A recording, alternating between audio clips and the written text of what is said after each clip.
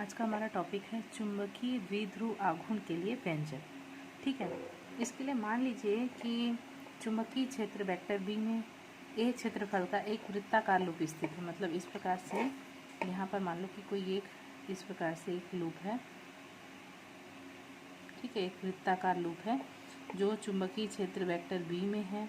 इसका जो क्षेत्रफल है इसका जो क्षेत्रफल है वो वेक्टर ए है और इसमें I विद्युत धारा प्रवाहित की जाए। अगर इसमें I विद्युत धारा हम प्रवाहित करते हैं तब क्या होगा कि इस लूप पर एक बल आघूर्ण कार्य करेगा और बल आघूर्ण को हम टाउ से रिप्रेजेंट करते हैं। ठीक है, उसको हम टाउ से रिप्रेजेंट करते हैं।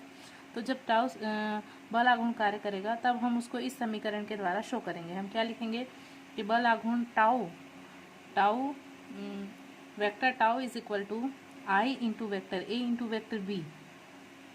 ठीक है, जहाँ पर I क्या है, विद्युत धारा है, टाउ क्या है, बल आघूर्ण है और A क्या है, उस लूप का क्षेत्रफल है और B क्या है, चुंबकीय क्षेत्र है। इसको मान लेते हैं हम इक्वेशन नंबर फर्स्ट।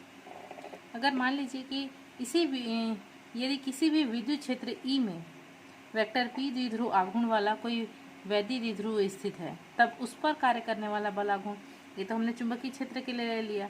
अगर मान लो कि कोई विद्युत क्षेत्र के लिए हो, विद्युत क्षेत्र में है और उसमें वेक्टर P द्विध्रुव आघूर्ण वाला कोई वैद्युत द्विध्रुव है तो उस वैद्युत द्विध्रुव पर कार्य करने वाला बल आघूर्ण, तो वैद्युत द्विध्रुव पर कार्य करने वाला बल आघूर्ण, तो बल आघूर्ण को तो हम टाउ से ही रिप्रेजेंट करते हैं। तो ये टाउ हो गया इक्वल टू, ये क्या है, ये किसको शो कर रहा है, ये द्विध्रुव आघूर्ण को शो रहा है, P वेक्टर P है ना, और मल्टीप्लाई वेक्टर E, जो E क्या है यहाँ पर विद्युत क्षेत्र है। इसको भी मान लेते हैं हम इक्वेशन नंबर सेकेंड।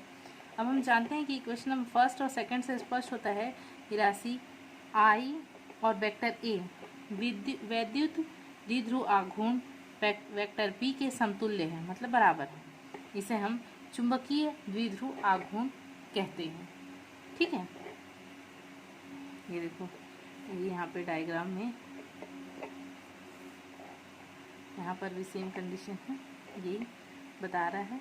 एक लूप है, वृत्ताकार लूप है और इसमें I विद्युत धारा प्रवाहित हो रही है, इसका क्षेत्रफल A है। ठीक है, और धारा लूप का चुंबकीय द्विध्रुव आघूर्ण, तो द्विध्रुव आघूर्ण को हम वेक्टर M से रिप्रेजेंट करें। Vector M is equal to I into A।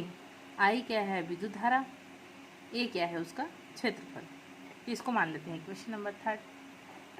ठीक है, अब इसका परिमाण, तो इसका परिमाण यानी इसको वेक्टर को हटा करके लिख लेंगे तो M is equal to I into A।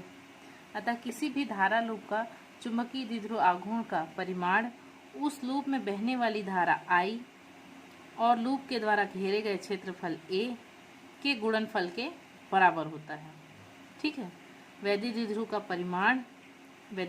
परिमाण किसी भी चुंबकीय वैद्युत द्विध्रुव का या किसी धारा लूप का चुंबकीय वैद्युत द्विध्रुव आघूर्ण का परिमाण उस लूप में बहने वाली धारा I और उसके क्षेत्रफल A या फिर लूप के द्वारा घेरे गए क्षेत्रफल A के गुणनफल के बराबर होता है।